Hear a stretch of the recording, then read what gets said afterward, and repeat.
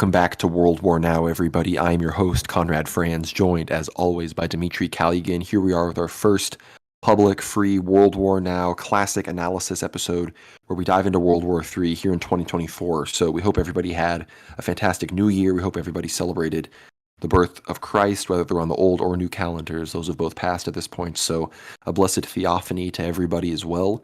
And we're back in it. 2024 has not disappointed. We are on the cusp of a regional-wide Middle Eastern war, which would effectively be World War III for every normie, not just World War Now listeners. So we're going to be diving into Gaza. We're going to be diving into Russia, Ukraine. There's stuff going on in East Asia. Mount Athos is condemning El Pitaforos. All sorts of things are happening in the Red Sea, Somalia, East Africa. This is going to be a truly worldwide episode. So, Dimitri, how are you doing? Are you ready to hop into this? Absolutely. I mean, it's been a really good Christmas weekend for those on the old calendar. And, just getting back to the Middle Eastern news, right? We have unfortunate news from the 25th of December as well as the 7th of January. Church attendance in Israel has been down in terms of Israel and Palestine. So, especially Catholic Christmas, well, the new calendar Christmas on the 25th of December, reports from Bethlehem and the West Bank area has essentially stated that, Bethlehem, there's all these news stories that Bethlehem was a ghost town. Nobody was attending church. And essentially that's because not only is Israeli police really out to persecute people, search them on the street. There's all kinds of terror threats, essentially probably artificial. Like people are claiming that there's Palestinian terrorists everywhere. The Israeli media, that is, the scare tactics are working full force. So it's essentially a return to a COVID type regime in the Holy Land itself by the IDF and the Israeli government, led by Netanyahu. So very unfortunate that Christmas like that is spent in the holy places where Christ, the Son of God, was born.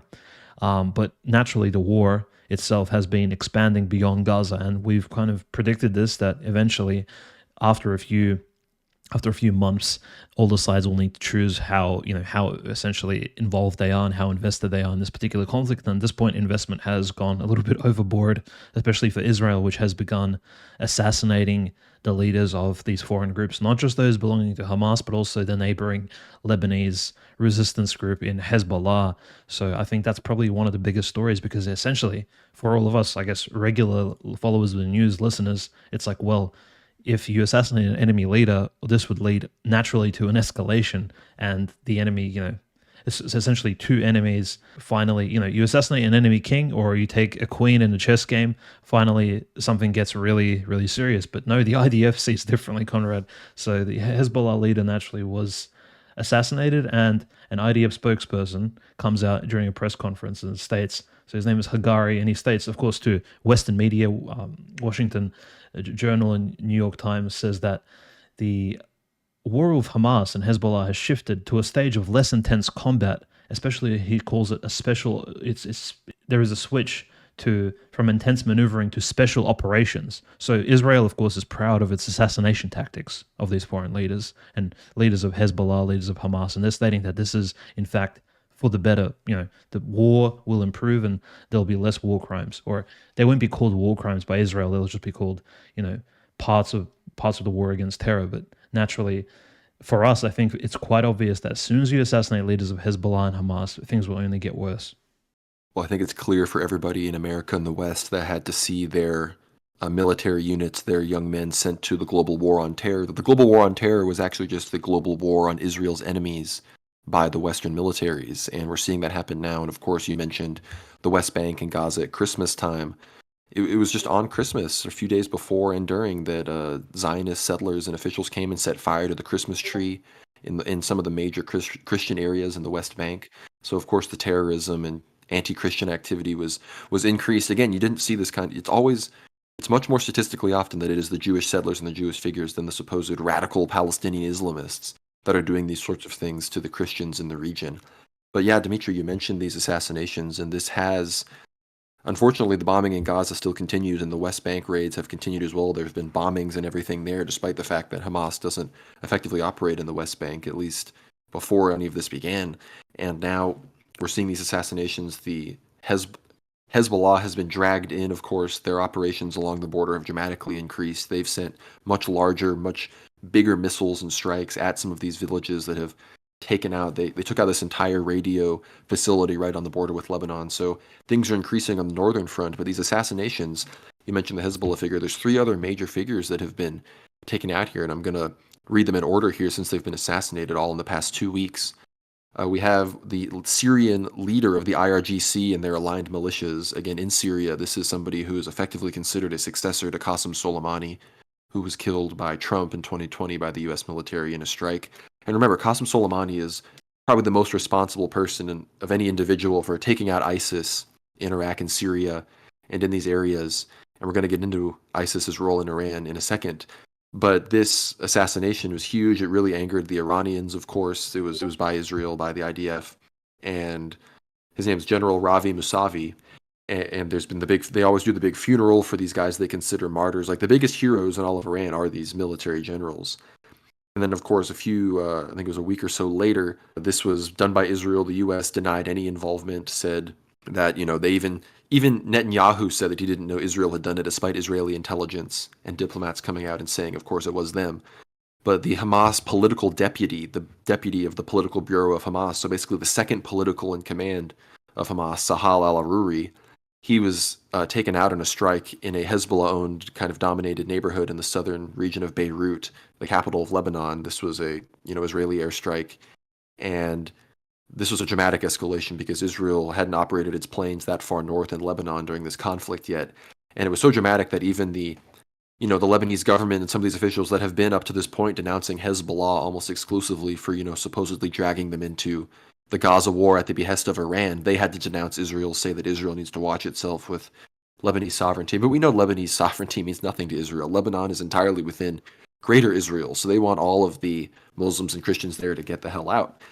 And of course, after Sahal al-Aruri was taken out, a few days later, the leader of the Iraqi Shia United Front, Mushtaq Jawad Qasim al-Jawari, so Qasim al-Jawari, he was taken out by a United States operation because he was the one responsible for this united Shia front across Iraq that had been conducting these strikes on Syria and Iraqi U.S. bases all around the region, to the point where that was probably the most dramatic escalation against the United States specifically, was the Iraqi Shia front, of course, supported and funded by Iran. But the Iraqis have really responded to this. Even the Iraqi government, which effectively is the legacy Iraqi government established by the United States after Saddam Hussein was overthrown, they want the U.S. out. They want no more U.S. bases. Of course, people have taken to the streets. Iraq, it's like their own Qasem Soleimani moment, basically.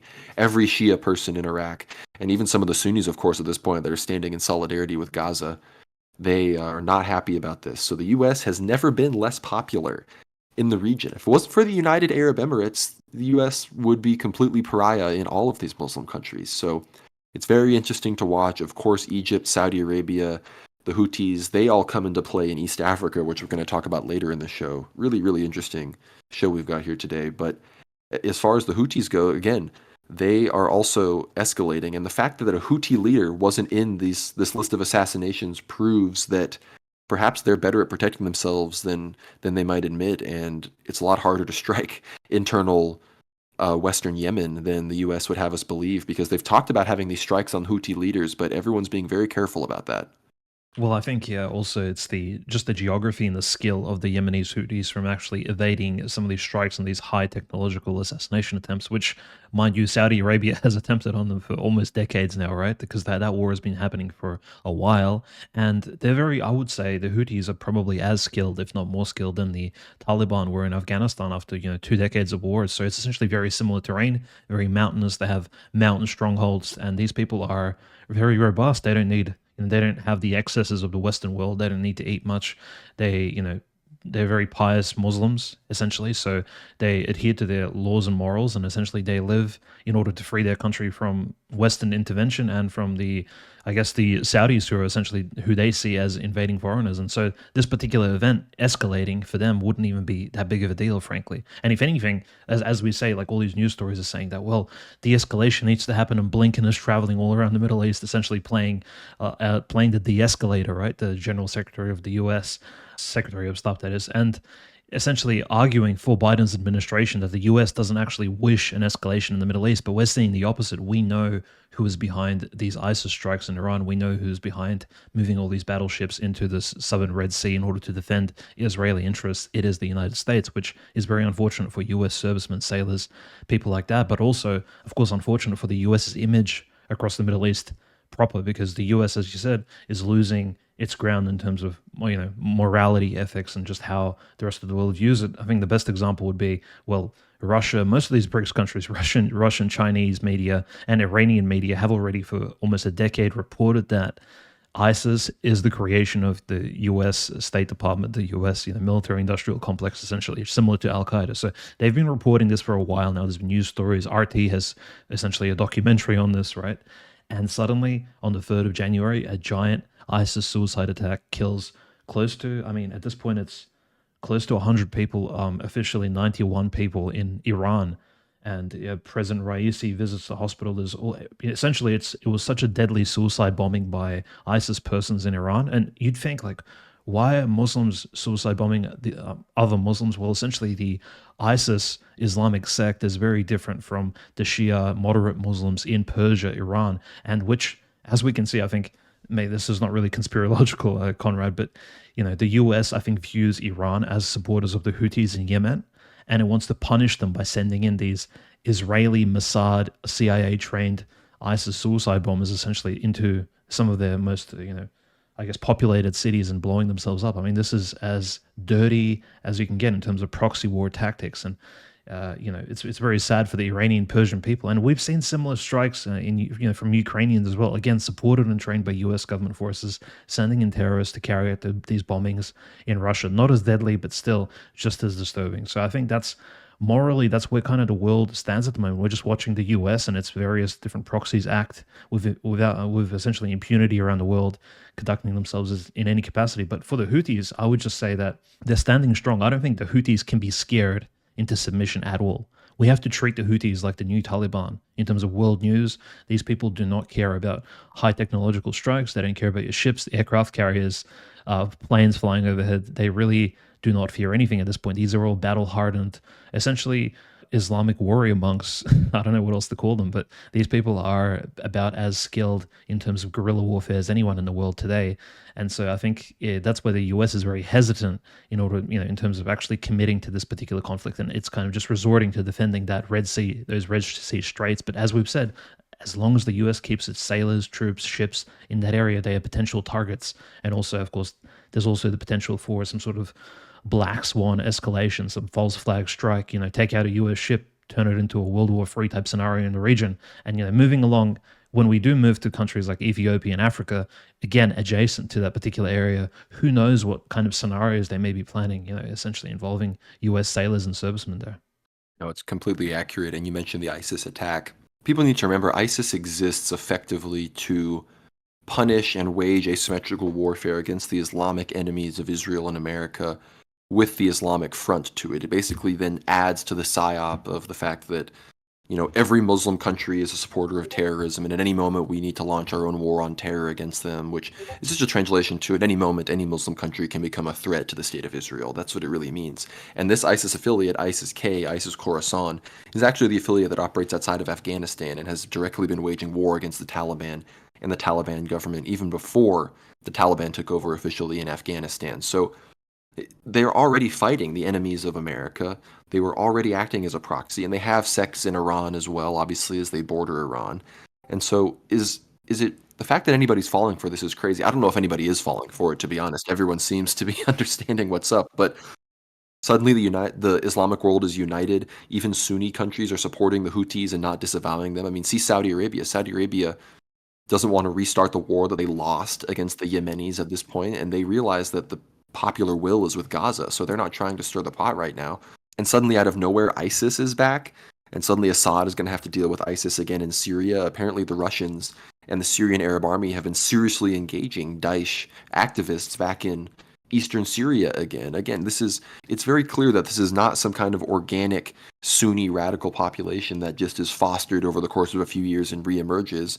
It's an intelligence spook operation that rises up whenever the Islamic enemies of Israel get too united and get too together to then suddenly, radical Wahhabism comes in and it's the Shia-Sunni split all over again, and there's asymmetrical warfare being waged within Iran, and Bashar al-Assad has to again, the civil war in Syria still hasn't ended, right? They just keep dragging that thing on because they know that Assad is a powerful actor in the region, and they need to just prop up some people he needs to fight and distract his forces and the Russian forces there at any given moment, and not give them a ceasefire, not give them a treaty, not give them the official victory that they effectively already deserve. But yeah, I mean that's the whole thing with ISIS and the Houthis. I think we could probably use that as I don't know. I mean, we'll talk about Hezbollah as well. I mean, because Hezbollah, Nasrallah, like you said, Nasrallah fully stated that at this point we're entering a new stage of a battle with Israel, and that these assassinations, will be met in kind. So I don't know who a figure would be. So I think we'll move on to East Africa right after this, Dimitri, unless you want to hear your speculation. Like if they try to go tit for tat and actually do some assassinations, like the Israelis have done assassinations to them, like who are we talking here? Are we talking like high level generals? I guess I'm not well versed enough in Israeli military brass to know who might be an equivalent here, but it seems like that would be likely. Obviously, the Houthis are going to try to use their missiles just to do whatever they can because they're so far away. But between Hezbollah and perhaps forces in Syria and Iraq, I mean, are we going to see an attempt at a targeting of some of these Israeli generals or Israeli officials? Yeah, here's the thing. It's a mix because Israeli generals are, for all their sort of cowardice, actually attacking children, bombing children in Palestine. A lot of the generals are actually on the front lines. There's a lot of the Israeli officers are actually serving more or less around Gaza in that area, not actually going in. They're sending in. From what we've seen, not that many officers have actually been killed from the Israelis. It's mostly these young Israeli conscripts who are being sent in. I'm not sure what exactly the spiritual significance of that is, but they are sending mostly young Israeli men and women into the Gaza Strip to fight these battle-hardened Hamas warriors who actually have something to fight for: their families, their children, their land. And they're the ones who are being genocided. So obviously they're on the back foot, and somebody on the defensive fights a lot stronger and harder, and someone who's desperate. So, but essentially striking these generals would be quite difficult, I think, in terms of long-range missiles, simply because the Israeli air defense systems have, as we've seen, are very, very effective at taking out any of these Houthi, Hezbollah, Hamas missiles flying long range. So it would have to, unfortunately, probably take, and again, this is probably not very characteristic of the Palestinian people in general, but if they would strike, and if this is what Nasrallah was talking about, are we talking about potential military-esque type terrorism, right? Like assassination attempts of that particular sort? Or what we've seen the Taliban perform in Afghanistan when they were trying to strike US bases. I mean, they got so desperate at some points they were actually utilizing, unfortunately, suicide bombers, things like that, which is, we can't really condone that ever, but that's just very, hopefully it doesn't get that desperate. Although, from what we've seen, like this is the devil is at work here in the Holy Land in terms of, as no pun intended, like this country is controlled at the moment by Netanyahu and his satanic government. So in terms of actually the violence escalating to a point where it gets quite disgusting from both sides, and I can't really fault. I mean, I can fault the Palestinians, but you can see when there's all these demons active in the area that potentially something like that could start taking place. So let's not be surprised if we see stories. Again, this could be speculative here, but these could be false flags as well. So moving forward, I think Hezbollah will try to take out some significant Israeli targets, definitely, especially Israeli generals. I'm not sure about politicians because, again, Israeli politics, as we know, the Knesset is deeply divided. It's quite the octopus of, it's a conglomeration. And frankly, a lot of the politicians in Israel proper are actually anti-Netanyahu. The only reason he's in power is because of the war itself. So essentially, it's not like you can try and assassinate a Israeli politician who's anti-Netanyahu. It's most of them are, I mean, pro-Netanyahu. Most of them are actually against him, so to speak. So there's not really any clear targets there. Besides some of the people, like some of the open people who've spoken out literally and mentioned genocidal phrases, like the Minister of Defense, for example, or the Prime Minister Netanyahu himself. So again, very interesting potential there for the Palestinians. But again, really savage battle. I mean, it's been a few months now. We're moving on to the fourth month, the third month of the conflict, and it's getting quite rough, I think, for everybody living in there and involved. I agree, and again, the Hamas fighters keep dropping more. I mean, they're the iconic red arrow videos now, with the GoPro footage is shown and then it's paused and it shows the explosion on the Merkava tank or on the bulldozer or whatever it is. And there's a whole lot of those videos. So it's very clear that the fighting is very intense, and it's not just a Israeli bulldozing operation per se, because obviously all the cities have been leveled and brought to ruin by airstrike, but within those ruins and within those places and under those tunnels are Jean and Old Navy clad Hamas fighters with RPGs and landmines and things that are really giving the IDF a tough time right now. But we got to move on to the Horn of Africa, I think, unless we may circle back on a few things. I was going to say, as far as the assassinations go, I think Itamar Ben Gvir, like you said, he might want to watch his back. That would be a big morale and propaganda victory for the resistance and anti-Zionism. So I'm sure he's watching his back, watching the sky for missiles and whatnot. But I think going towards East Africa, the Houthis, again, they have said that they are ready and effectively already at war with America. That's what they effectively said, and they've prevented Maersk and effectively 10% of world trade from going through the Red Sea and the energy. So it's a big deal. And right across the Red Sea, some pretty interesting developments are happening. Of course, Eritrea, Ethiopia. We discussed the saber rattling from Ethiopia about possibly invading Eritrea for access to the sea. We talked about how Djibouti has been rejecting Ethiopia's lease to get access to the sea from their port, which they're very U.S. aligned, although in Djibouti there's big U.S. and Chinese bases. So the allegiances in East Africa are very interesting to watch. But Ethiopia, a country of 120 million people, largest landlocked country in the world by population, needs access to the sea. So what do? Well, what has happened recently is the breakaway country of Somaliland, officially the Republic of Somaliland, which is it's the entire think of Somalia, it's the entire northern part of Somalia that doesn't have the Indian Ocean coast. It's the entire place that lines up with the Bab el Mandeb Straits and the Red Sea. That little region is a breakaway part of Somalia, not connected to the capital of Somalia, Mogadishu. They claim to be their own government, and now have been recognized by Ethiopia and are giving Ethiopia 20 square kilometers or square miles of land for 20 years on this lease for this recognition. And I think Ethiopia is giving them a stake in like Ethiopia Airlines or something like that. I don't know, very high level, private sector government recognition, diplomacy here. So a very interesting development. Of course, I've known about Somaliland for a long time because if you go to Somalia for quote unquote tourism or whatever, you go to Somaliland. It's like the actual safe place, the like country that is, the country that's somewhat not a war zone in a failed state where you can walk around. So it makes sense at this point that it has been recognized by somebody. But again, the government in Mogadishu, they have their support as well. Like they've been supported by Egypt, who has a big problem with Ethiopia due to the Grand Ethiopian Renaissance Dam and their damming of the Nile. It's a whole complex thing. But Egypt and the Arab League have come out in defense of Somalia and the central government in Mogadishu. So as of right now, Somaliland is the new country on the rise right now. It doesn't seem like it'll be getting worldwide recognition anytime soon, but Ethiopia, I've heard the UAE and some other places are willing to recognize Somaliland. So this is a big development. But Eritrea, of course, I'm sure is against this as well as enemies of Ethiopia. And then this ties in the whole Israel thing, because remember the Houthis attacked that Israeli Eritrean base on those islands and blew up the big Star of David. So I'm wondering if this somewhat puts Ethiopia in the anti-Israel camp, but at the same time, there are the Ethiopian diaspora Jews that live in Israel. There's some that have even died in the Gaza war. Some of these, I can't remember the name, the Black African Ethiopian Jews that have been allowed into Israel. But yeah, no, the whole East Africa region has definitely it has its own interesting politics going on, as well as the fact that it's been dragged into the Israel conflict due effectively to the technological range of medium range missiles that the Houthis have. They're now they're now in the range of conflict of the Israel-Gaza war.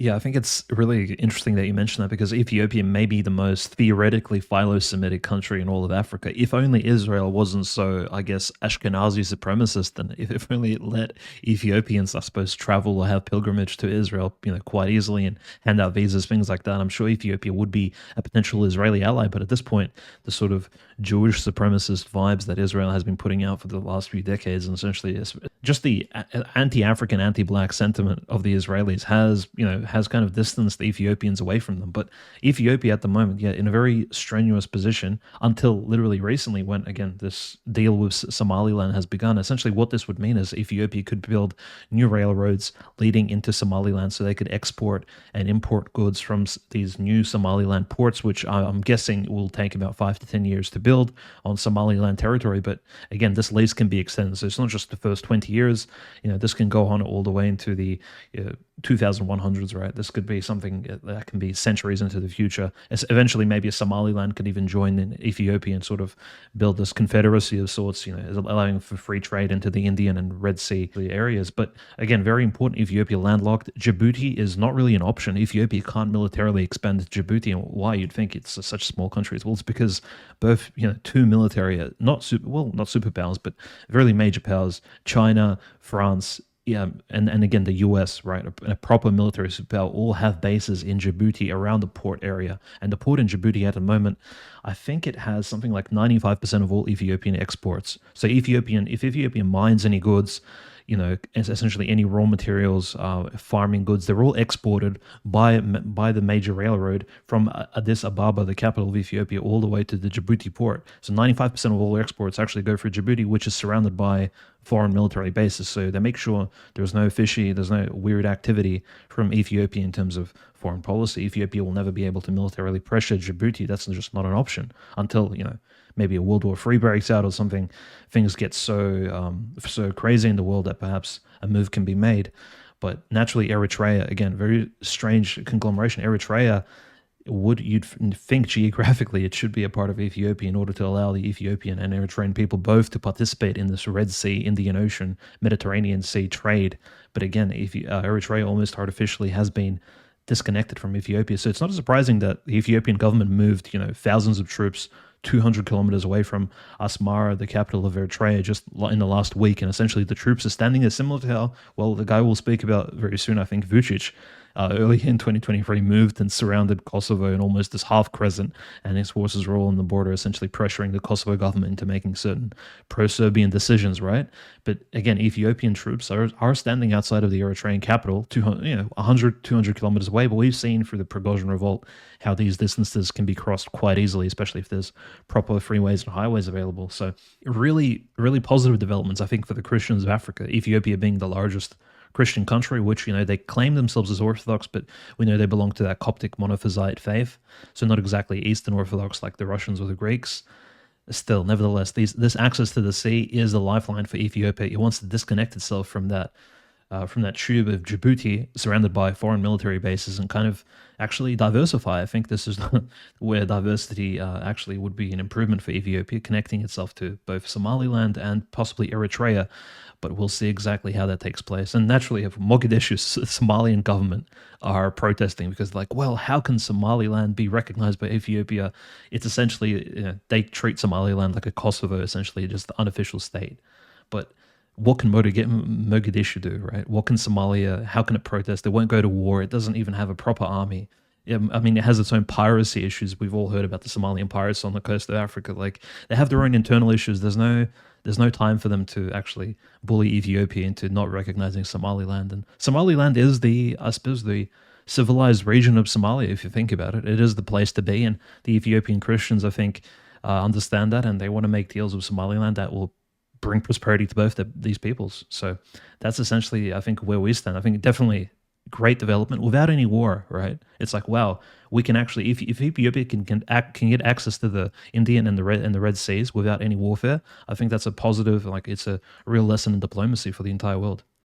No, I agree. And you mentioned Serbia, which I want to get to because spoiler alert, everybody, we just forgot to talk about it last World War Now episode. That was just a mistake, which sometimes it happens. There's just so much going on. So certain things slip through the cracks. But you mentioned the Prigozhin thing briefly, and I want everyone to listen to the latest episode of Ether Hour. We give our 2023 reflection on all of the biggest things that happened and our 2024 predictions. At the very end, we make some pretty bold predictions, I'd say. So get behind the paywall, click the link. It'll be down below, whether you're here on Substack or on YouTube. Click that link, get behind the paywall, get the free trial, and you'll be able to hear our 2023 retrospective and our predictions for 2024. And some of them are pretty big, about elections, about war with Iran, about potential Israeli stuff and like that. So tune on in. But to finish out Africa before we get to Serbia, we got to talk about Sudan. The leader of the Rapid Support Forces, the Russia-supported militia group that is kind of taking over Sudan and been winning more battles against the American-supported Sudanese government. The leader of that, he's been on a bit of a tour around all of Africa, and I think it was some office in South Africa accidentally tweeted out calling him the president of Sudan, and that had to get deleted. So, all sorts of controversy and the diplomatic naming of things there. But yeah, it seems that he's really gaining popularity in Eastern and Southern Africa, which again we talked about Sahel region and a lot of the progress that Wagner and the Burkina Faso Mali governments have made. So really all across Africa, the Russian influence, the multipolarity is what's rising, and the US influence and the former colonial Western European influence is totally waning. But unless you have anything on Sudan or Africa, Dimitri, I think we can talk about Serbia, because there was, of course, Vučić won re-election, but in the midst of all of that, there was the Serbian J6. I mean, that basically happened, right?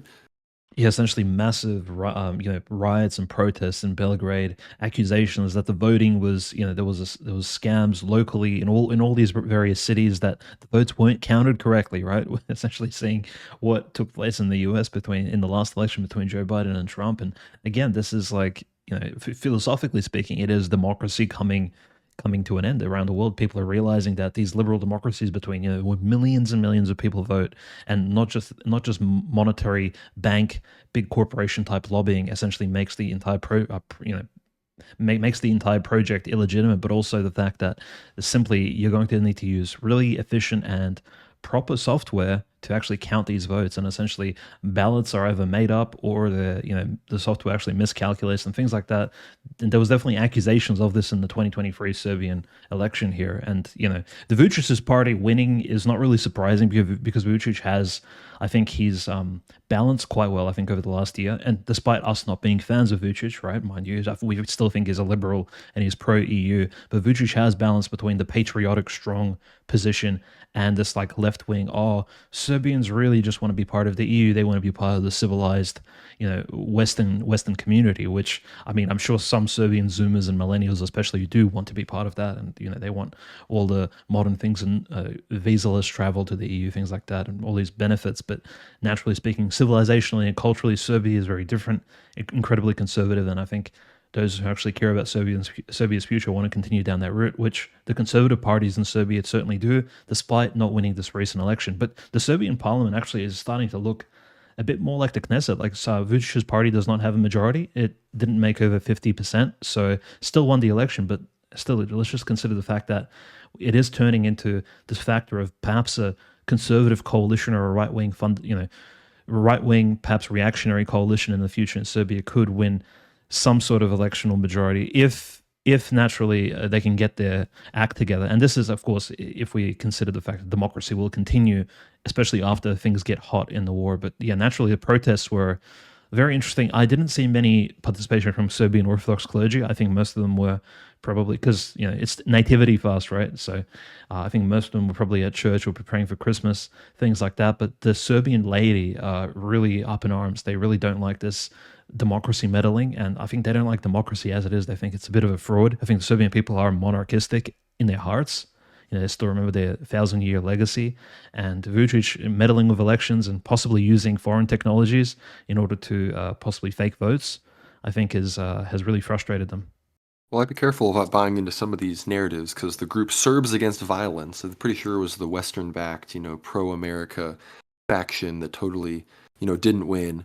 And then I think it's funny that they were the Serbs Against Violence, yet immediately, did resort to violence. And I'm in favor. I support the J6 patriots and whatnot, and I'm not saying I'm against all forms of, expression of protest, but it's just funny that it's all this like anti-aggression. We have to, I think they would want to recognize Kosovo and things like this. And that brings us into the fact that Spain, the strongest supporter of Serbia's recognition over Kosovo, they've effectively conceded and said they're not going to recognize, I think, Kosovo passports or something. They're not going to recognize Kosovo officially, but it's very much a step in that direction. So I don't know if Vucic is ready to sign some deal with Serb autonomy in Kosovo, and he's really pushing for that EU membership, which I really just think that got to see the writing on the wall here and look at Croatia and some of these other countries that recently joined and see that this really isn't going to be the miracle that you think it's going to be to save your country.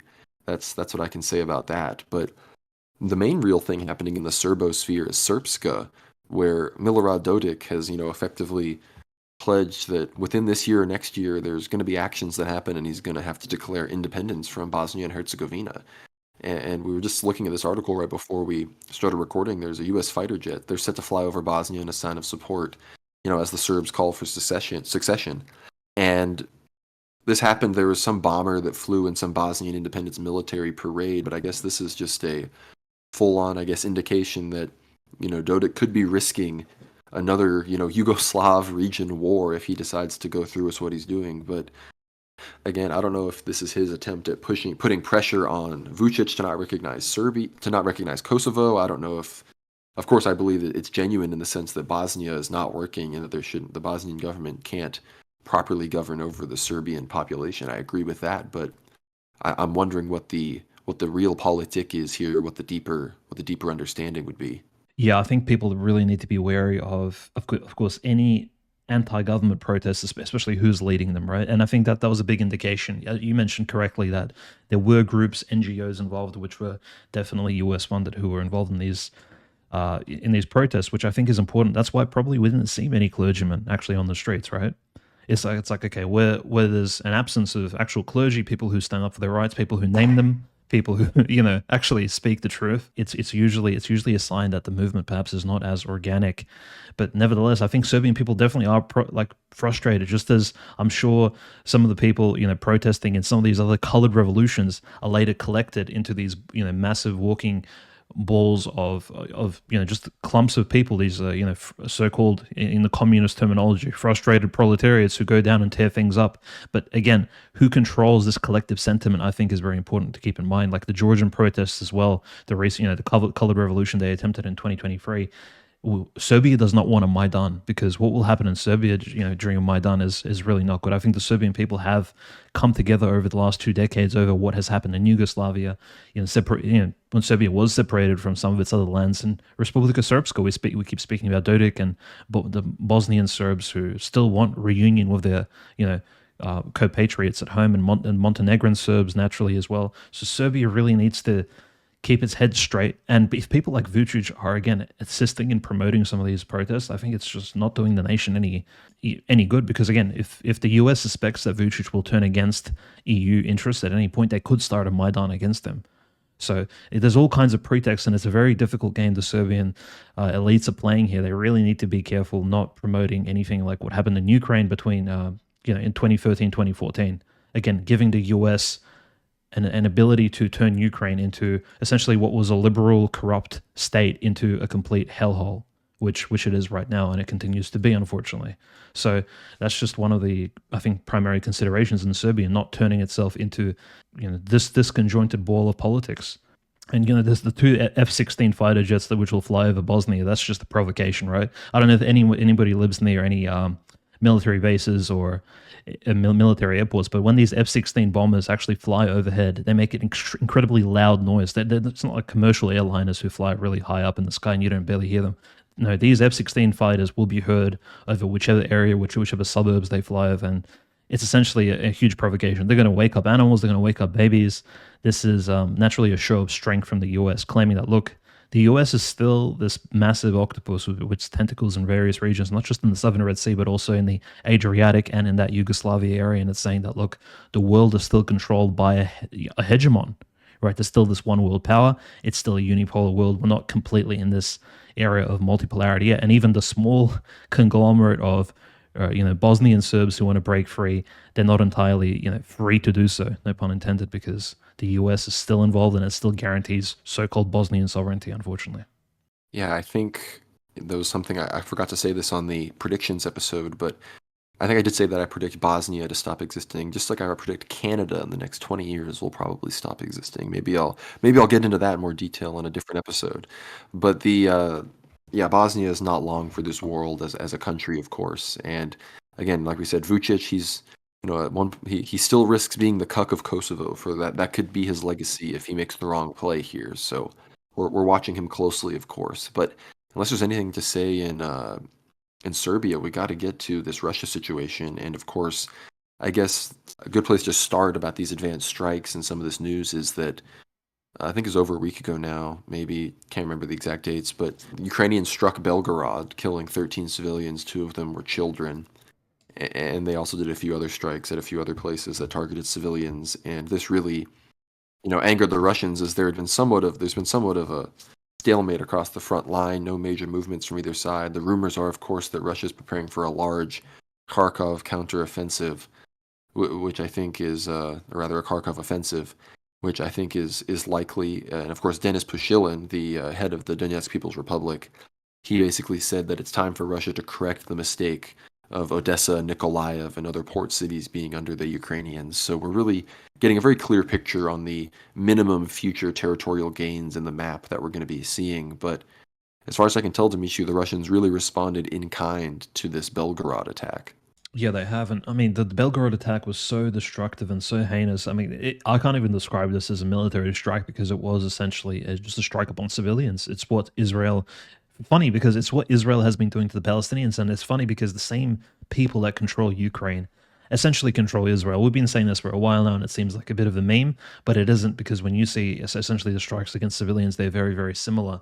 In Belgrade, they essentially just struck a civilian street, and this is like on New Year's Eve, essentially, killing 10 people, injuring 50 to 60 people. The Metropolitan of Belgrade, John, has been visiting them in hospital, essentially staying with them for an entire week, only disconnecting to go to the services on Christmas Eve, and essentially almost living at the hospital, which is very commendable. Like, so obviously, Metropolitan John puts himself at risk, even staying in Belgorod city. Belgorod, famously, was always a border city of Russia, essentially, especially when Ukraine was mostly controlled by the Crimean Tatars and all these other people.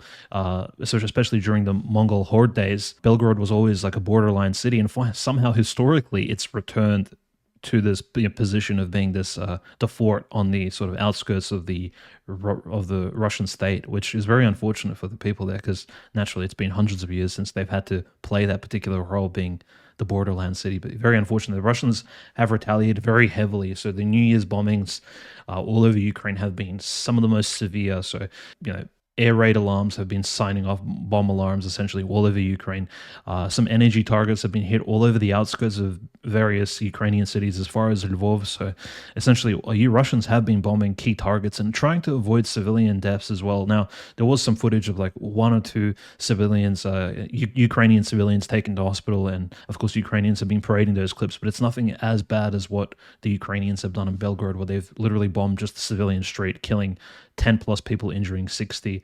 It was just very heinous. And the Russians, again, even though it was literally an attempt to provoke a reaction from the Russian government, the Russians, I think all of 2023, we've seen this, they've not taken the bait. They've not responded in kind. They've not committed any of these war crimes, which the Ukrainians have attempted to provoke Russia into doing, especially with the various terrorist attacks we spoke about earlier, and this bombing now, which is probably one of the worst bombings we've seen, I think, excessively so.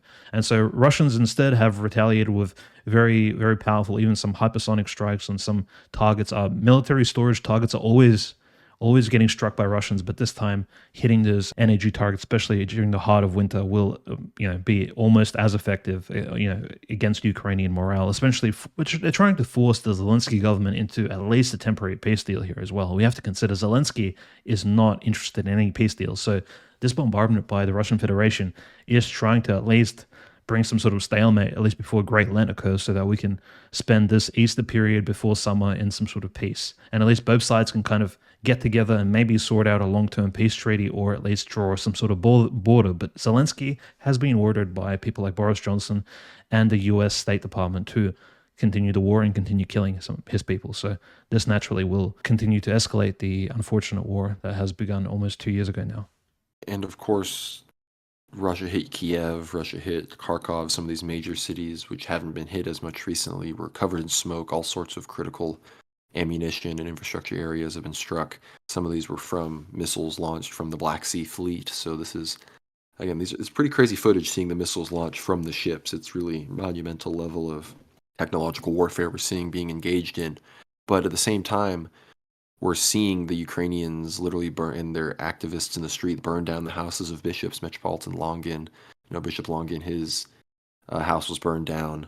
We've seen other persecutions increase. I've seen multiple videos across Ukraine of different parishes with troops, where the parishioners are trying to hold the doors closed, and these uniformed men are storming in and crawling over the people and pushing grandmothers effectively out of the way. It's horrible things to see. So again, as much as we want this war to end, What we really need is for Russia to decide that it needs to end on the battlefield and with these strikes and through moving forward. And so the Kharkov counteroffensive is interesting. And of course, we've seen the defenses hold in Kherson and Zaporozhye, and some movement happen in Avdiivka. But I think Kharkov, considering those were the territories that Ukraine ended up successfully taking back with their first offensive, it would make sense that those would be the first ones to be reclaimed by the first major Russian offensive push since really 2022. And in the midst of all of that, though, like I said, Pushilin made those comments about Odessa and Nikolaev and these other places. Russia is also, continuing to. Obviously, Putin has had a lot of these diplomatic meetings with all sorts of people. Even at this point, it's kind of the fervor of the immediate diplomacy after the Gaza war has somewhat subsided. And we're seeing pretty interesting statements like Kazakhstan affirming that Russia is its like closest ally, which I think marks a bit of an end to a sort of dispute behind the scenes in Kazakhstan. We remember the coup attempt or whatever right before the Russian SMO started in Kazakhstan in 2022. I think it was January.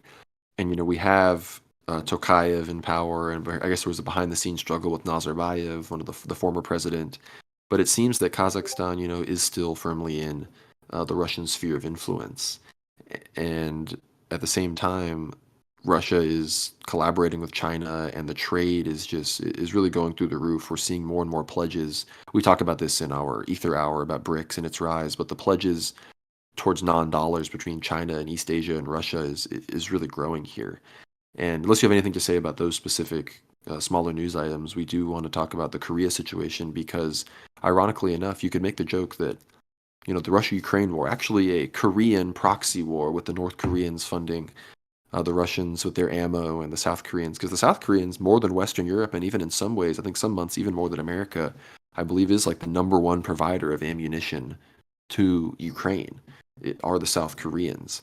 And that's interesting because in the midst of all of this, the escalation in rhetoric and even action from North Korea towards South Korea is pretty strong. I believe it was the Yeonpyeong Islands. North Korea fired 200 shells on the islands, and those islands have 2,000, South Korean citizens on them. The school that was there had to evacuate. All of these things have had to happen, and this comes in the midst of there was an assassination attempt on the less pro-American, like I think the more pro-rapprochement with North Korea candidate. He was stabbed in the neck. He's going to be fine, obviously, but he was stabbed in the neck during a rally, and this is in the midst of the huge birth rate crisis in South Korea. Seoul itself has a 0.5 child per woman birth rate. The entire country is about like 0.75, whereas North Korea is almost double that, if not more than double that. So, and even then, Kim Jong-un is like crying on camera, trying to get women in his country to have children. So the tensions between North and South Korea is really growing. North Korea has, rattled the saber at America and South Korea. And again, these are the two most relevant ammunition suppliers in the war in Ukraine. So it's a very, very interesting development. And again, this firing on this island, I think, marks an escalation. I think it's a more dramatic escalation than just firing a missile over some islands or over Japan. I mean, the one firing it over Japan is dramatic as well, but actually hitting an island with shells, I mean, that's pretty dramatic.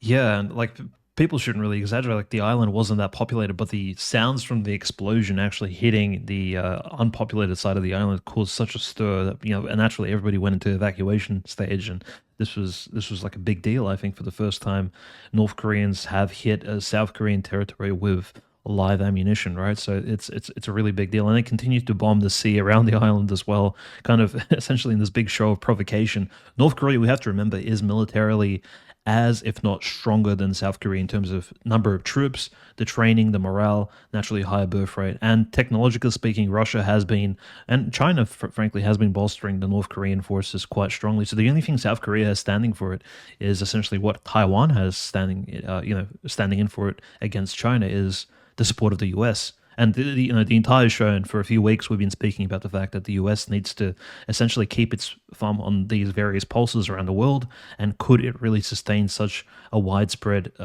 network of destabilized areas and zones? I don't think so, especially if things get somewhat unstable at home, especially coming into the late 2024 period. And in our prediction episode, we will speak about the Taiwan-China situation going into 2025. That's when things I think will really will really heat up. And I think North Kim Jong Un understands that. And if China ever strikes on Taiwan and goes into some sort of amphibian operation, you best believe Kim Jong Un is going to use this opportunity in order to reach some sort of geopolitical goals in his area as well. I'm not going to say there's going to be a new Korean War, but potentially from what we've seen, Kim Jong Un is not afraid of making these powerful statements against the South Korean and the U.S. governments, and naturally hosting Shoigu, he's openly essentially proclaiming that look, he doesn't.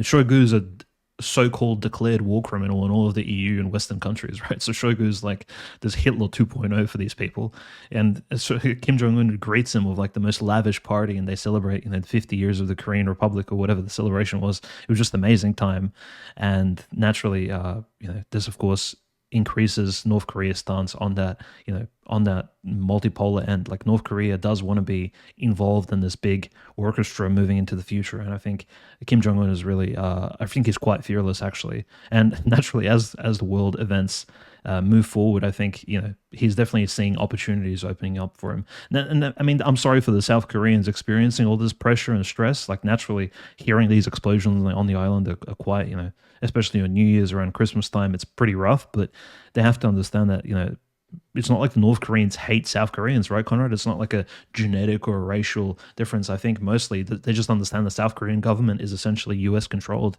and they just want these two people reunited, similar to how West and East Germans wanted reunion after the fall of Berlin and after the building of the Berlin Wall. I think it's somewhat natural that these two countries simply want to be united, but not under the auspices of a US hegemony. I think that's the conclusion. It's not that we love communism or we love Kim Jong Un or his the legacy of his grandfather, but it's just the idea that the people really need reunion, similar to Ukrainians and Russians for that fact.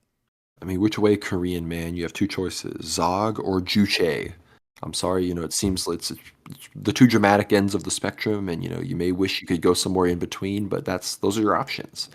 And I think some people, more and more people, are probably going to start to lean towards Juche, which that's multipolarity for you. But this whole thing relates, of course, to obviously the Taiwan-China Straits issue is going to be a issue with the U.S. and the broader World War III situation, but it directly relates as well to, I mean, one of the direct ways that the U.S. is encountering this is with the IMEC versus the Belt and Road Initiative. And of course, Ethiopia is a key player in China's Belt and Road Initiative. So I wouldn't be surprised if I think the U.S. gave some statement maybe in support of Somalia not recognizing Somaliland. Can't remember the exact situation, but I think the U.S. has pressured Ethiopia before, even in favor of Egypt, because we know they pay Egypt, hundreds of millions of dollars to be pro-Israel. So I could see how they could be like, all right, we'll support you against Ethiopia. But we know the IMEC corridor is the U.S.'s a kind of answer to the Belt and Road Initiative, where they're trying to get all the shipping routes from India all the way up, into near the Persian Gulf or even through Oman and other places, Saudi Arabia, the UAE, through rail lines through Saudi Arabia into Israel, the port of Haifa. And I think Israel even has some deals with China on Belt and Road Initiative as well. So it goes to show you, the Jews playing both sides here. But the Belt and Road Initiative and the thing, a lot of it is India against China and India against Pakistan and the Muslim world. It's one of the keys is getting India strongly in the U.S. trade and hopefully ultimately, I guess, for them, a military corridor and arena against China and Pakistan. I think they view Pakistan as a lost cause because they got rid of Imran Khan, but even the the fake government that replaced him is still completely pro-Palestine, anti-Israel. So I think there's just no way Pakistan ever is against the Muslim world regarding Israel or the United States, so they kind of view that as a lost cause. But the whole region, I guess, is part of this economic battle with China, and of course has its own political front as well. And I think, as we see Israel come under threat, and we're going to talk about Trump later, again, the fact that this timeline is coinciding so closely with this crazy 2024 election, I'm very afraid that with the economic justifications for these new trade corridors, the religious justifications with, Christians, Muslims, and Jews, with the geopolitical implications of World War III and nukes and intercontinental ballistic missiles, like Israel's going to be threatened in some of these prophecies, with the destruction of the Al-Aqsa Mosque and then the Antichrist, some of that we might start seeing things resembling that coming to the fore. And I think all of this, that's why the show's called World War Now, because it's like, what does China have to do with that? Well, like I said, it does have to, there's prophecies that talk about, China and Japan marching tens of millions of troops through, the new Silk Road, I guess, so maybe the Belt and Road Initiative has to be completed before some of this World War III stuff can happen. All of these economic, geographical, military, cultural, religious fronts, we think they're all relevant to the broader conversation about this worldwide conflict as we move into multipolarity, as the world re-enchants itself, and as I think civilization returns to the fore. That's what we're watching here. But Dimitri, unless you have anything else on the actual geopolitical World War III front, we also got to talk about some of the spiritual church news. And I think the most relevant being, we briefly discussed the persecution in Ukraine, but the most relevant being Mount Athos has banned Elpidophoros from their area. Is that correct? That is correct, and this is one of the white pills, I suppose, of the Greco-Orthodox world. Because, frankly, from what we've heard over the last 3-4 years, almost half of the monasteries on Mount Athos have actually either accepted Ukrainian schismatics. We're talking about literally unordained clergymen attending Mount Athos and actually co-serving with some of the Athonite archimandrites and priest monks, which is bizarre and disrespectful and, frankly, shameful. But there's been a split opinion on Mount Athos. A lot of Russian, even Slavic, Polish pilgrims stopped going to Mount Athos simply because their church, at least the Russian Orthodox Church in general, has broken communion with a lot of these, with the Ecumenical Patriarch, which is under Mount Athos. So there's essentially, if you do visit Mount Athos these days and you belong to the Russian Church, you simply can't take communion. And so a lot of Russian priests and bishops have been actually promoting local pilgrimages rather than traveling to holy places like Mount Athos, simply because, well, if you travel there, you simply can't partake of the sacraments on that particular peninsula, which is unfortunate. But naturally, this has been ongoing for a few years now. But nevertheless, it's really heartwarming to see the elders, the archimandrites, the leaders of Mount Athos stand up against the literal bishop. Right? You have to consider Elpidophoros is not just any sort of random cringe bishop who posts weird stuff online. He's almost the second most powerful figure, if not third most powerful figure in the whole ecumenical patriarchate, and potentially the future ecumenical patriarch himself, right? And he leads one of the richest archdioceses in the entire Greek world, if not in the United States. So Mount Athos essentially is saying no to money. They're saying no to the monetary powers of the world, and that's not an easy thing to do, especially when your entire peninsula lives off of donations, right? And you're talking to a guy who literally shakes hands with the biggest rabbis in New York, Archbishop Elpidophoros. So this is calling them out on a collective scale. They're saying, no, we will not tolerate weird heretical behaviors from you. Even if some of the Athonite monks may be wrong on the Ukraine question, they're not, they're not compromising on this. They're not. And again, this is the beacon of, again, one of the beacons of orthodoxy in the Greek Orthodox world and in the Mediterranean world, I think, in total. And Mount Athos continuing to do that is just a great sign of our times. The fact that not all hope is lost, and the fact that, well, we still have great spiritual leaders to look up to, I guess. And it's no surprise that so many Athonite monks over the last 50 years have risen up to sainthood as well from that particular peninsula. It means that spiritual life is still active, and holy things can still be found in this world. Yeah, again, it was all 20 of the monasteries unanimously declared that Archbishop Elpidophoros, who's again the head of GoArch in America, he's not welcome to visit the Holy Mountain later this month. I guess there had been somewhat of a planned trip, and they were like, no, like this guy doing these scandalous gay baptisms and speaking at the DNC is not invited. They wrote the letter to Patriarch Bartholomew. It said, "By means of this letter, under our sacred common seal, we proceed on the occasion of the upcoming visit of His Eminence Archbishop Elpidophoros of America to the state of the Holy Mountain, to submit before your all holiness the concern of our holy community with reference to the events during the rite of the mystery of baptism of the children of a quote-unquote same-sex couple, which took place at the Sacred Church of Panagia Phaneromeni in Vouliagmeni. We regret to have found, through the published photographs of the Archbishop of America, after the end of the mystery, a wrong impression was created regarding the acceptance by the Church of the mystery of marriage by individuals of the same sex, a message contrary to the doctrines and teachings of the Orthodox Church. This event, contrary to the gospel teaching, provokes the intense concern of our holy community. Therefore, your all holiness, we beg you filially that you lend a listening ear to our concern on the extremely sensitive subject which concerns the integrity of our faith and Orthodox traditions.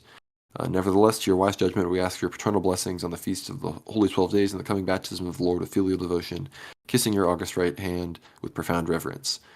And yeah, they said he's not welcome to. They're not going to welcome him. They're not the abbots aren't going to be at Karyas to meet him. Then they're not going to come celebrate the liturgy with him. So very, very, very interesting development. And I think this is just so interesting regarding how it relates to the Roman Catholic thing, because this is a controversy around him baptizing a baby. There was no marriage blessing, there was no ceremony. It was simply a photograph and a impression it created. Compare this to Fiducio Supplicans, which you can hear.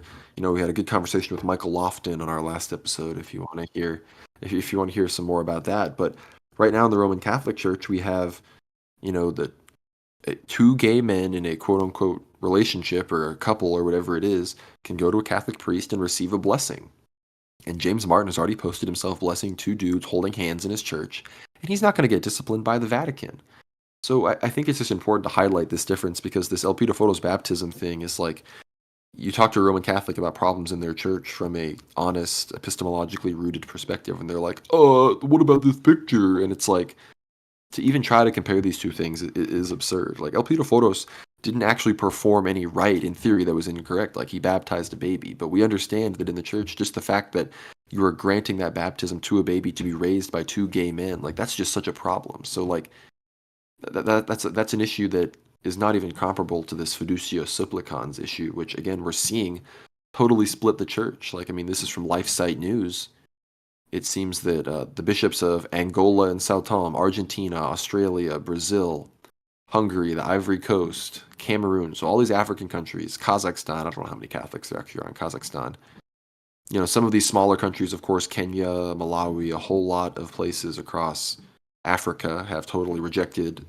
The bishops have totally banned their priests from basically obeying Fiducia Supplicans. So I don't know, like, does that make them in schism from the Pope? I don't really know. I mean, the papist ecclesiology seems to be totally malleable to the situation. But of course, we have Peru, Poland. Some of these big ones, though, we have Spain, which has several bishops, which have condemned, I guess, the idea of the same-sex blessing. We have Switzerland. We have the UK, which had the Co-Fraternity of Catholic Clergy, which is no bishops, but a big group of priests. And then, of course, a big group of fraternities in the USA, the Archdiocese of Philadelphia, the Diocese of South Dakota, and a few other places have totally rejected this. So there's you can look at whole maps and color-coded maps saying who's on what side and who said what, and how strongly they've condemned the Vatican. But it just goes to show that this is nothing but confusion and leads to papal lawyering and this sort of total. I mean, none of this has to do with Jesus and the gospel. This is all just a bunch of weird politics where weird gay dudes have infiltrated the church, the quote unquote church, and have really imposed an entirely alien agenda to what unfortunately is the largest, by name at least, like Christian body in the world. And of course, this coupled with the restriction of the Latin Mass, I really do encourage people to search out your local Orthodox parish, especially if you're in America, because I can assure you that everything you've had in Rome is actually fulfilled in the Orthodox Church. So I'll just put it that way. I won't get too polemical, of course, but unless you have anything else to say about that, Dimitri, I want to mention some of this Georgia stuff. But I think actually no, I want to say one other thing was that you probably have some comments on this. Is Metropolitan Hilarion, who formerly of the external I guess relations faction of the Russian Orthodox Church, now the Metropolitan of Hungary.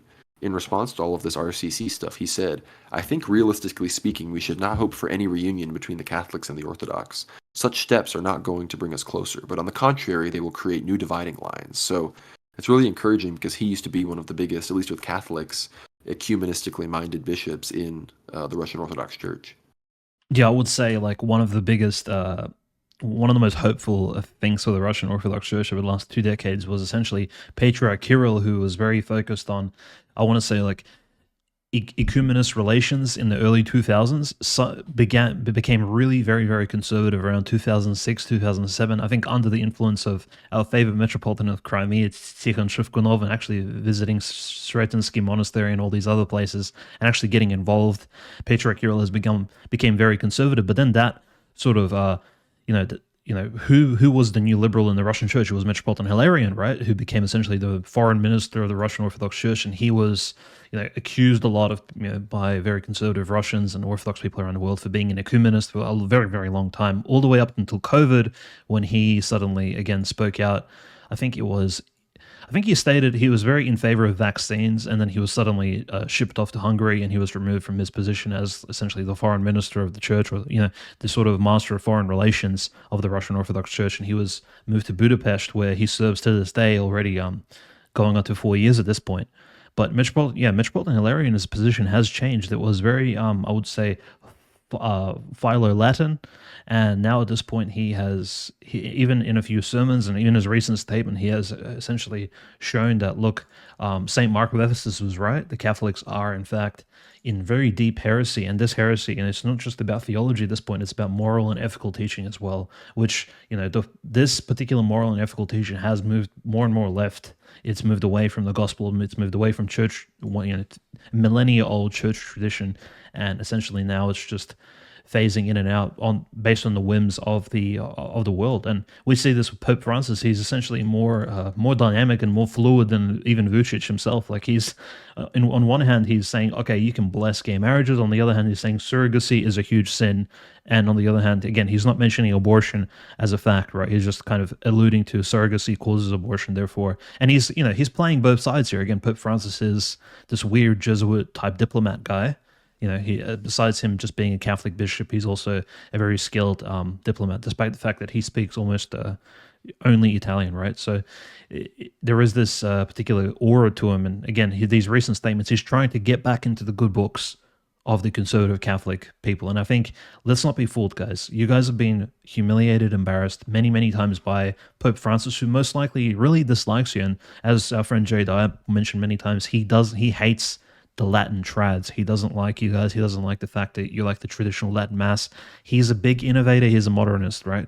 And we have modernists in the Greek and the Russian Orthodox Church, but even they changed their positions. And at the moment, Archbishop Ilfidopoulos, who's one of 900 bishops, an entire peninsula of Orthodox monasteries can simply ban him by sending one letter to their patriarch and just say, "No, this guy's not coming." These people do not have authority outside of their relative diocese. It's a very, very old school church father-esque model which works in the Orthodox Church. And of course, this assists us in fighting these local heresies which do come up in various places throughout the centuries. So you just need to consider that. Whereas Pope Francis, he's essentially the master and commander of the ship, and he seems to be steering it wherever his globalist masters indicate to him. So I think that's just something you need to keep in mind. So I'm completely with you, Conrad. I think, look, we're not a religiously polemical show, but we do need to keep in mind, as the globalists move towards some new world order, essentially order out of chaos, once this Cold War escalates into a hot war and it kind of dissolves itself, if the Roman Catholic Church survives this coming conflict,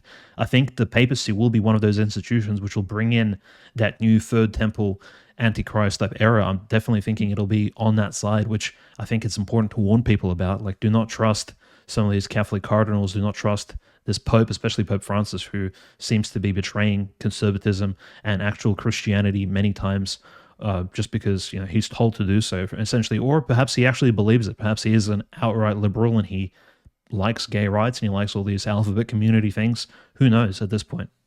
There's a lot of great points. I think that's, I mean, we always talk about the Ukrainian Greek Catholics and the issue that they pose for a potential future union, and we talk about 2025. We're going to have Jim Jatras back on here in the next few weeks just to talk about everything, and he is very educated on all of those issues as well, especially regarding the ecumenical patriarchate. But you speak about the spreading tentacles of globalism. I think we have to mention Georgia, give an update on that. They've been, moved into EU candidate status. It seems that their governments will probably be making all sorts of gay liberal reforms, most likely to try to meet that candidacy status and get to where they need to go and meet all the goals that the Commission sets up for them to meet to eventually become members of the EU. But this was reported on Ortho Christian, and it led to some other stories I was reading about a bunch of priests, specifically Father Gennady Gogolashvili and Jakob Mestvirishvili. These are great names. They all burned EU flags and pictures of EU flags on printer paper and whatnot in solidarity, both just against EU candidacy in general, but specifically in solidarity with a young person, Lasha Sharukia, who they have been placed on pretrial detention for taking down and burning a European Union flag erected near Michketa City Hall. And I guess what happened was this this young man, he followed the St. Gabriel Ergavadzi path and decided to burn a big pagan idol in the middle of a city. Like we all know, St. Gabriel burned the big flag picture of Lenin in Tbilisi, and it seems that here's what happened. It says Michketa City Hall raised flags in connection with receiving the EU candidate status. As a sign of protest, Sharukia burned the flag. No one was injured. The flag was worth 1,000 units of Georgian currency. Therefore, he was charged under the second part of Article 187. It basically says that they've now put him under detention and they're trying to basically extend his sentence to 3 to 6 years despite the fact that he's already paid this fine. So the culture war and the battle for globalist hegemony is totally underway in Georgia.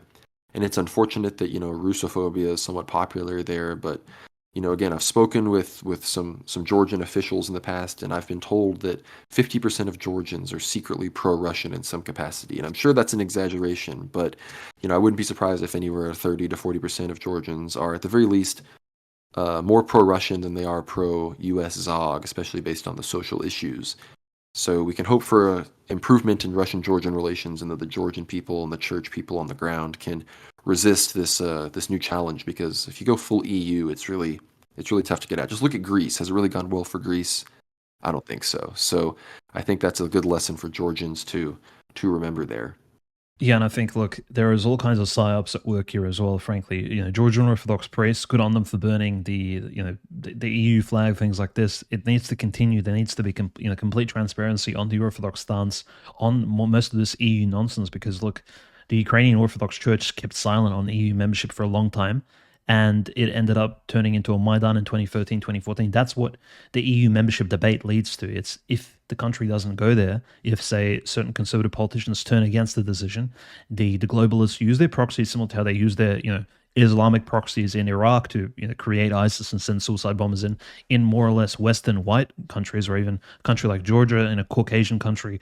They will send in people to start these Maidans, riots, things like that. So countries like Serbia, Georgia, they need to be very aware this EU choice potentially could lead to Maidans if you change your mind at the last minute. That's what the Ukrainian story has told us, I think. And the clergymen really need to be aware of this, especially really in a heightened sense, because what does this eventually lead to? It leads to the State Department, the EU, creating a mirror church in your particular country, right, similar to Ukraine, and then they will declare the official church, as conservative as it is, as a sort of State Department, Russian Kremlin-run affiliated body. I know this sounds really exaggerated, but the Orthodox Church in Serbia was accused of supporting war crimes as well back in the day, in the 90s. So they will literally begin persecuting you off of false pretexts, and they will lie about your local church. So clergymen in Georgia, and they just need to be aware of that. I'm not sure if any Georgian clergymen actually watch the show, but if they do, there are these concerns. I think they're incredibly real. So the position needs to be solid from the get-go. There can't be any waffling about, because once the chips start falling and the dominoes start falling, it's hard to really stop them in this particular scenario. So it's very unfortunate. Like a few weeks ago, we covered Patriarch Ilya of Georgia, the very venerable, the oldest patriarch actually, and very holy man. Allegedly he signed a letter which stated that he's happy that Georgia is joining the EU. I'm kind of paraphrasing the letter here, but he thinks it's a blessing. And well, honestly, that letter could have been faked. I'm still on that position here. And despite the fact that Patriarch Ilya did accuse Russia of leading hostilities against Ukraine in early 2022, and he says that Patriarch Kirill closed his eyes and mouth, when he essentially accused Patriarch Kirill of supporting Putin during the special military operation in early 22. But naturally, that's kind of a foreign policy conflict Georgia really wasn't educated on, I would say. But nevertheless, I think just the Georgian position of the clergy, I think, is very important going into this. Georgia is ripe for a Maidan. I think it hasn't had a colored revolution in a little while, and it's potentially a Ukraine 2.0. And we've been warning about this for a while, but destabilization in that Caucasus region is very key because, again, it's one of those very important key trade routes. Armenia, Azerbaijan are also involved. They're also neighbors. So as you can imagine, things can get very violent quickly. And destabilization is exactly what the West wants at certain key moments going into the future, especially when it meets their ends. Yeah, again, I think Georgia will have to make such dramatic legislative compromises to the values of their people to truly, unless the EU just looks the other way and just decides to let them in anyway, which is always possible, but to actually meet the supposed criteria, I just think they would mobilize so many people. I mean, we see the mobilization that comes with every one of these pride parades. So I think it's something that's going to be really, really tough for them to actually legislatively meet forward. But speaking of legislation and legal rulings, we got to talk about. I guess some people don't like us when we talk about this because most of the audience is Americans, so they hear about it all the time. But we're an hour and 15 minutes into the show, so we can talk about it. If you don't want to hear it, you can click away. But the whole Trump stuff is really escalating. Of course, we've seen the Colorado Supreme Court backed off on kicking him off the ballot, but the Maine Secretary of State stepped in, removed him from the ballot, and now the Supreme Court has decided to take up the 14th Amendment case against him as an insurrectionist and banning him from the ballot. And I have a strong feeling they're going to rule in Trump's favor. It's not 100%, but there is the possibility, I think, of a 9-0 pro-Trump ruling. Maybe, I don't know, Ketanji Brown Jackson, whatever her name is, the new black lady, will probably rule against him just on spite. But at the very least, there's a very large likelihood of a large majority ruling in favor of him because the precedent this would set would just be crazy, and all these Republican states have pledged to basically hold Biden. The Secretary of States in these Republican states and attorneys general have basically pledged to hold Biden to the same standard. And considering he hasn't been convicted of a crime, just like Trump hasn't, quote unquote, been convicted of insurrection, whatever that really means, they would then just ban Biden from the ballot on, like, regarding his China connections, regarding his Ukraine connections, regarding any number of these other scandals that have broken in the past, 4 years. So it's all getting really, really, really interesting. And of course, these court cases, all the other court cases are still up in the air with Trump. They're probably going to try to pull a conviction out of their hat in one of them, and in some capacity try to get Trump in jail. At the very least, this is all keeping him tied up in the courts, keeping his money distracted, paying lawyers, and basically making it to where he can't properly campaign to the fullest extent of his ability with all of his energy. That's even if none of it really works and he still ends up kind of skirting all of the legal lawfare, it definitely is a big impediment and a speed bump he's going to have to overcome. But again, he's just so high in the polls that I've said this before, but like the likelihood of some disaster in Israel and then Trump sweeping in some crazy pseudo-electoral legitimacy saving kind of action comes in and then also helps the Middle East. I mean, we're getting into total weird eschatological territory here. We got to start being careful. Yeah, I think our interview and talk with Father John Whiteford is very important, especially now that we're seeing again school shootings come up, like all these weird provocations, essentially false flag events occur in the news. And as we go into 2024, there's going to be new Black Lives Matter riots, there's going to be a new George Floyd. You best believe there's going to be new crises thrown into the mix. So I think in your local Orthodox community, just be aware of who everybody is. Introduce yourself to people. Make sure there are no feds involved as well. It's very important just to keep an eye out. And if that's just the most important is keep your Orthodox family safe. I think that's like the number one message going into 2024. Now that we're kind of already almost 2 weeks into the year, and I think towards the end of it, things are going to escalate very dramatically. So just keep everyone safe and always be aware, like. The government, unfortunately, is at the moment occupied by an anti-Christian force. I think we see this. They're persecuting Christians in Ukraine. They're closing their eyes on Israeli bombardment of Christians in the Middle East. They've literally created ISIS out of thin air, which persecuted, killed Syrian bishops. So, I mean, these people, they literally support demonic forces around the world. In fact, they build them. It's like, Build-A-Bear. These people actually construct these transformers and then they activate them around the world as golems, essentially. This is Kabbalah, but in the New Age, right? So just consider this. These people are dark magicians. So, and they control us, right? So let's just be aware. Our government does not work for us at the moment. Yes, the Constitution does function decently well, and I think we'll see in this ruling, Conrad, that yes, if the Supreme Court justices actually open their eyes and read the Constitution and actually apply legal reasoning here, then Trump will probably come out on top, hopefully.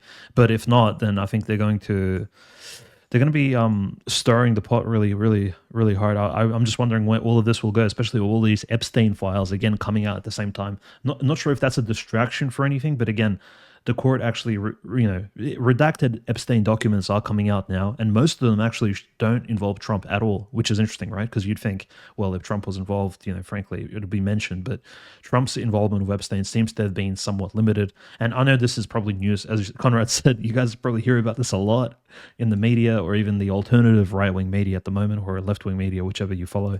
But it does seem But like hey, to get a Mhm. more to get maybe more entertaining, fuller perspective on it, we gotta talk about this as well. We're wrapping up the show. You gotta listen to Brother Nathaniel's interview with Alex Jones, which I think this will be our last story we talk about before we wrap up here. But Brother Nathaniel went on Alex Jones, and for the first time, Alex Jones discussed, the them boys, the Jewish question, with somebody without interrupting them every 5 seconds, which was an interesting development. And many are saying that perhaps Alex Jones really gets it. He's a white hat, and he's actually, just platforming these voices and then pretending to debate and disagree so that he himself remains free to platform these people and inject these ideas into the dialogue, which is very plausible to me. But at the same time, he also, I think, just understands where the winds are blowing and knows that he gets more views by talking about these questions because most of his audience already understands these things as true in reality. But look, we love Alex Jones. He's got a few issues. He sometimes is a little bit annoying and a bit blusterous, but he's a legendary broadcaster. He's an American icon, so we're always going to love him. But Brother Nathaniel really brought it home. He didn't cross any weird lines. Some people were mad about what he said about Hitler, but he's an ex-Jew himself. He understands the importance of the Hitler golem, like almost worshipful way in which people hate Hitler. Like that is an idol in many ways, the same way as something you worship can be an idol. So he did a good job, I think, deconstructing that. And in general, it was just a very solid interview, and I think it'll do a lot to bring people, especially people that are truth oriented and kind of looking at how to deal with the world that's run by these people and really controlled in a way that brings the spiritual realm to light. I think it'll get them interested in orthodoxy, which is a really positive thing.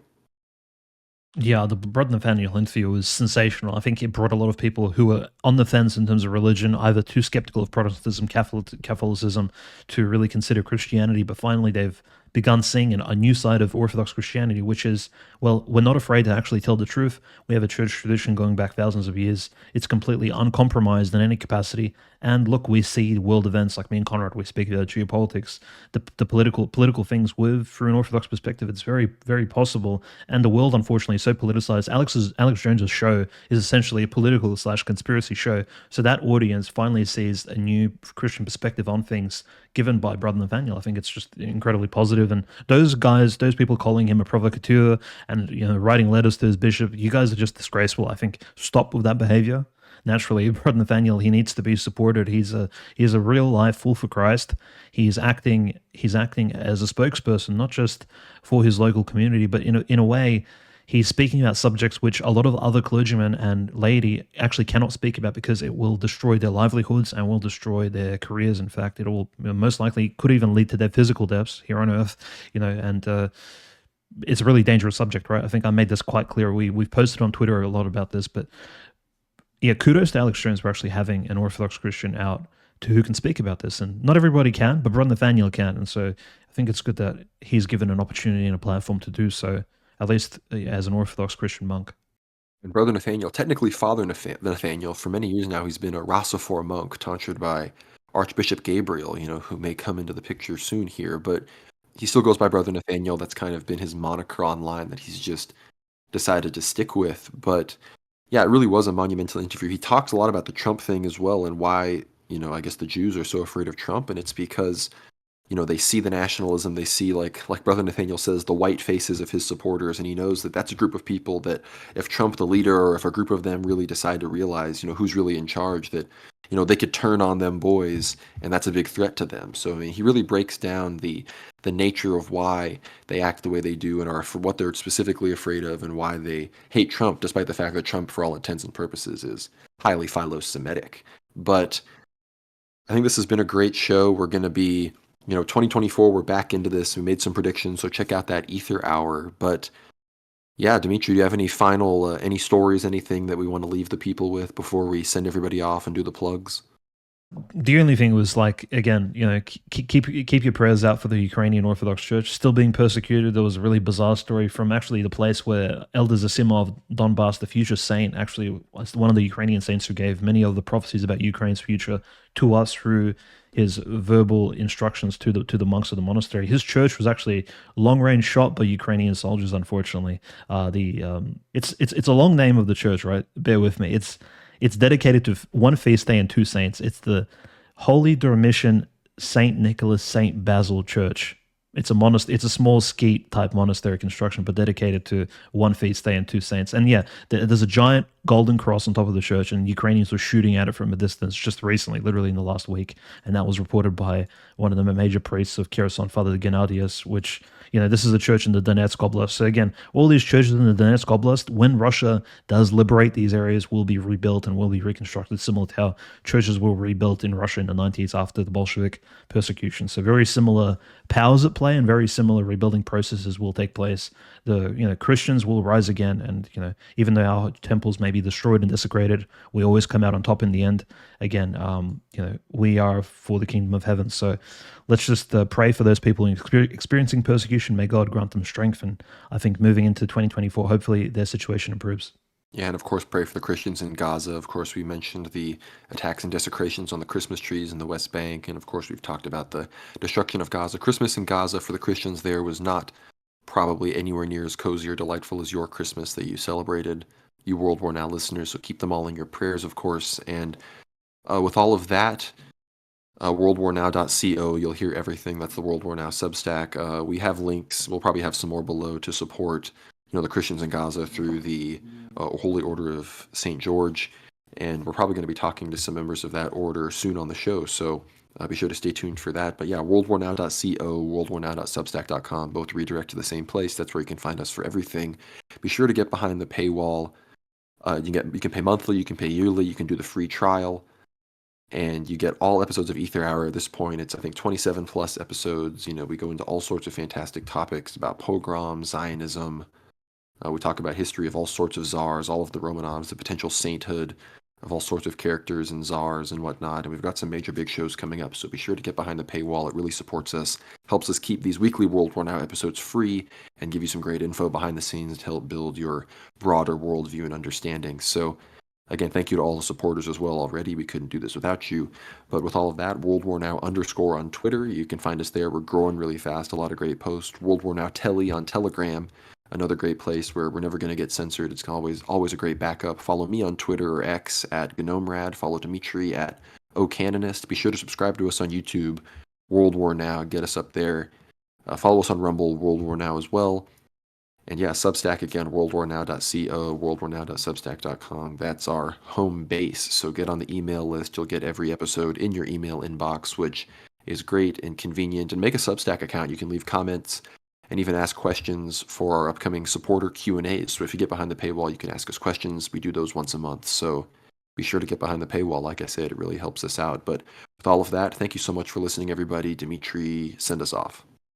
Yeah, thank you guys for the support. And 2024, let's get off to a good start. Merry Christmas and happy feast day of Theophany to all of you on the new calendar. Where I love the start of the year because you have all these feast days and it's a real blast. I think January is a great month. So let's go. And we have some great interviews lined up for you guys in the coming months. I think we'll see some amazing content in the first period of this year. So I hope you guys have a great year ahead of you. Thank you.